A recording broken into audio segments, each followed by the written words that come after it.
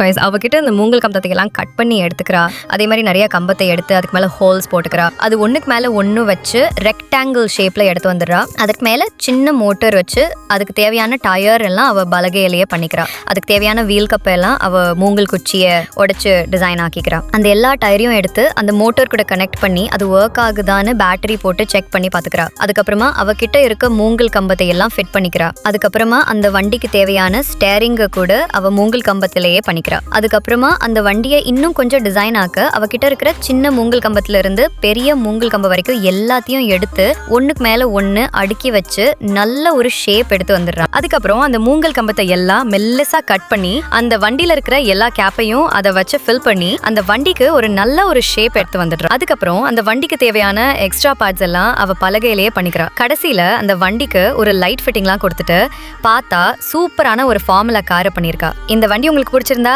ஒரு லைக் கொடுங்க.